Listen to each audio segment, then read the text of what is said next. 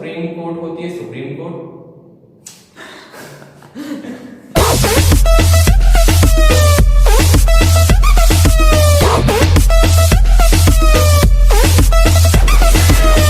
Hello friends, मेरा नाम है प्रयास। आप सभी का स्वागत है स्टडी टू टॉप चैनल पर। और फ्रेंड्स, ये है पॉलिटिकल साइंस का दूसरा चैप्टर जो कि है फेडरलिज्म। तो फ्रेंड्स, इसमें हम फेडरलिज्म वगैरह के बारे में पढ़ेंगे। तो सबसे पहले समझते हैं फेडरलिज्म क्या होता है। तो फ्रेंड्स, फेडरलिज्म की डेफिनेशन है, it is a system of government under which power is divided between the central government and its various constituent units.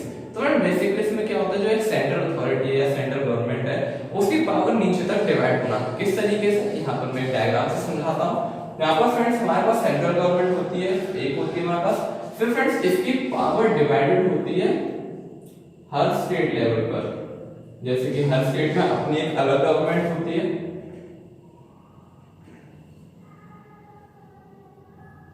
तो यानी कि सेंट्रल गवर्नमेंट की पावर डिवाइडेड है स्टेट पे। और फिर फ्रेंड्स स्टेट की भी डिवाइडेड है हर डिस्ट्रिक्ट की लोकल बॉडीज। जैसे कि हर स्टेट पे जो हमारी लोकल अथॉरिटी है वहां पे भी ये पावर डिवाइडेड है।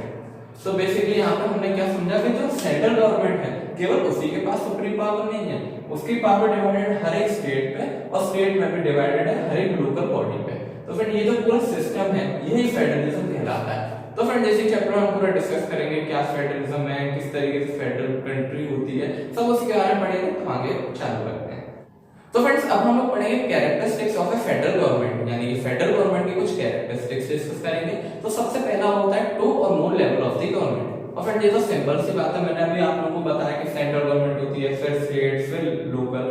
अब फ्रेंड्स आप ये मान लीजिए अगर एक ही लेवल पे होगी गवर्नमेंट तो पावर डिवाइड किसमें करेंगे, इसलिए दो या दो से ज्यादा लेवल पे गवर्नमेंट होनी जरूरी है। ये हमारा पहला पॉइंट हो गया। दूसरा पॉइंट है फ्रेंड्स सुप्रीमेसी ऑफ जुडिशियरी, यानी कि फ्रेंड्स जैसे कि हम जानते हैं गवर्नमेंट के तीन ऑर्गन होते हैं, लेजिस्लेचर, एग्जीक्यूटिव, जुडिशियरी। तो फ्रेंड्स एक फेडरल गवर्नमेंट में हमेशा जुडिशियरी को ज्यादा पावर मिली होती है, उसकी सुप्रीमेसी होती है। क्यों? जिससे कि वो कॉन्स्टिट्यूशन को प्रोटेक्ट करे। इसके अलावा सेंट्रल स्टेट के बीच अगर कोई इंटरप्शन होता है, कोई डिस्प्यूट होता है तो उसे सेटल डाउन करना, तो इसमें जुडिशियरी को ज्यादा पावर मिली होती है। इसका फ्रेंड तीसरा पॉइंट है सेपरेट ज्यूरिसडिक्शन। अब फ्रेंड्स हम जानते हैं जुडिशियरी में भी हमारे क्या होते हैं, कोर्ट वगैरह होते हैं। तो फ्रेंड जो कोर्ट वगैरह हैं उनको भी अलग अलग लेवल पे स्पेसिफाई किया गया है। जैसे हम जानते हैं सबसे सुप्रीम होती है हमारी सुप्रीम कोर्ट, यानी सबसे टॉप मोस्ट। उसके बाद हर स्टेट में भी हमारी हाई कोर्ट होती है और फिर हर डिस्ट्रिक्ट में डिस्ट्रिक्ट कोर्ट भी होती है। तो फ्रेंड यानी कि हर तरफ उन्होंने पावर को डिवाइड किया गया। तो बेसिकली फ्रेंड्स होता कुछ नहीं है, पावर बस डिवाइड होती चली जाती है और हर लेवल को अपनी अपनी एक पावर मिली होती है। अब फ्रेंड चौथे पॉइंट पर आते हैं स्पेसिफिकेशन ऑफ ज्यूरिसडिक्शन, यानी कि फ्रेंड जो हमारे जुडिशियरी में जैसे बताया कोर्ट वगैरह, उनके फ्रेंड्स पावर कैसे डिवाइडेड है, हर किसी के पास अपनी एक सेपरेट पावर है कि हाँ जैसे इतने इतने केसेस हमारे डिस्ट्रिक्ट लेवल के कोर्ट्स देखेंगे, फिर उससे ज्यादा बड़ा केस हो तो हाई कोर्ट और सबसे टॉप मोस्ट पे सुप्रीम कोर्ट। तो सबके पास अपनी अपनी पावर डिवाइडेड है। तो ये भी हमारे कैरेक्टरिस्टिक हो गए। अब आगे देखते हैं फ्रेंड्स पांचवा पॉइंट है रिजिड कॉन्स्टिट्यूशन, यानी एक सख्त संविधान। सख्त संविधान से हमारा क्या लेना देना है। अब फ्रेंड्स थोड़ा अपने दिमाग से सोचिए, मान लीजिए हमारे पास तीन लेवल के गवर्नमेंट है, हम जानते हैं हमारा सेंट्रल गवर्नमेंट, स्टेट और लोकल। अब फ्रेंड्स हो सकता है कि अपने फायदे के लिए कोई एक लेवल सोचे कि हम कॉन्स्टिट्यूशन में कुछ फेरबदल कर दें जिससे हमें फायदा हो। तो फ्रेंड्स ऐसा नहीं हो सकता।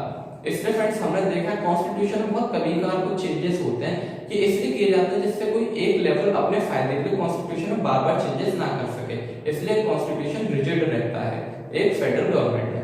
अगला पॉइंट देखते हैं।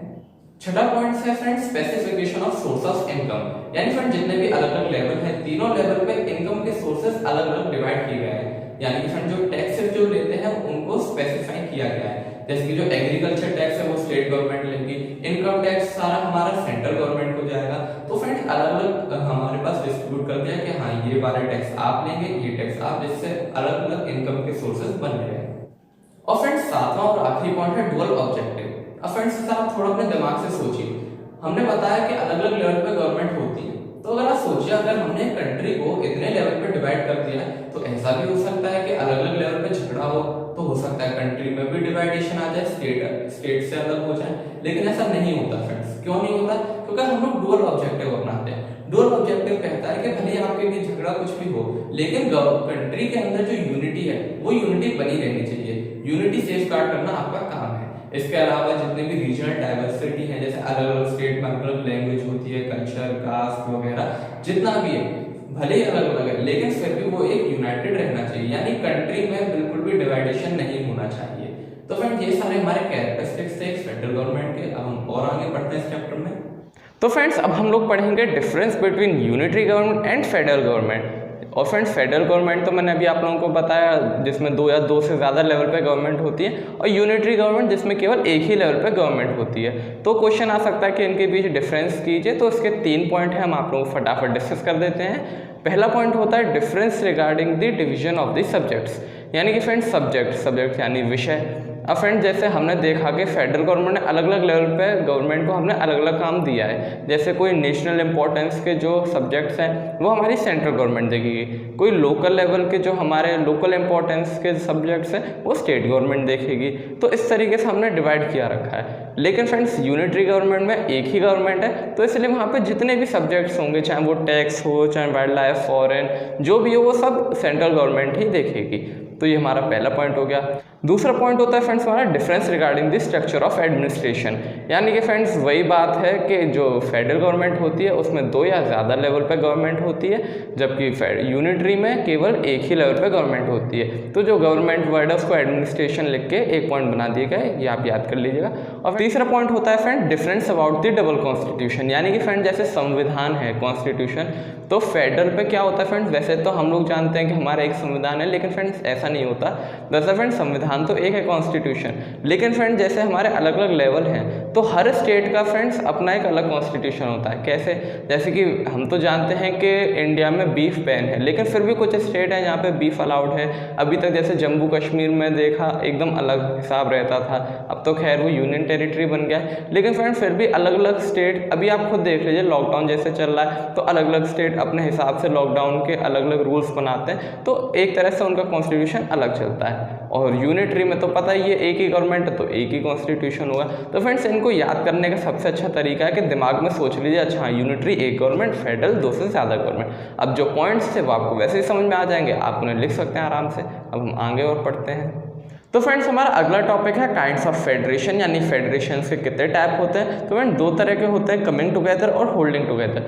कमिंग टुगेदर में फ्रेंड्स क्या होता है, जो छोटे छोटे इंडिपेंडेंट स्टेट्स होते हैं वो एक संग आके एक बिगर यूनिट या फिर कह लीजिए एक फेडरेशन बनाते हैं, तो वो कमिंग टुगेदर होते हैं। अब फ्रेंड्स जैसे एग्जाम्पल से अच्छी तरीके से समझ लीजिए, जैसे कि फ्रेंड्स हमारा एग्जाम्पल है यूएसए।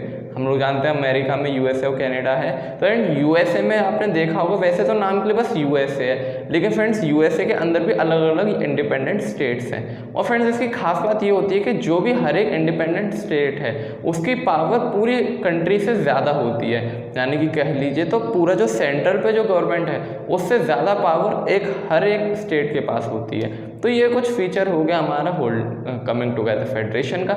इसके एग्जाम्पल में यूएसए, ऑस्ट्रेलिया और स्विट्जरलैंड ये सब आते हैं। दूसरा देखते हैं holding together. Friends holding together federation में बिल्कुल इसका अपोजिट होता है, यहाँ पर एक बिगर यूनिट को छोटे छोटे जगहों में बांट दिया जाता है, या फिर कह लीजिए कंट्री को छोटे छोटे स्टेट्स में डिवाइड कर दिया जाता है। जैसे कि एग्जाम्पल के लिए हमारा इंडिया ही देख लीजिए आप लोग, तो उसमें इंडिया तो है और अलग अलग स्टेट्स भी हैं। और फ्रेंड्स यहाँ पर बिल्कुल अपोजिट, कमिंग टुगेदर का अपोजिट कैसे फ्रेंड्स, यहाँ पर जो होल कंट्री है यानी सेंट्रल गवर्नमेंट है उसके पास हर स्टेट गवर्नमेंट से ज़्यादा पावर होती है।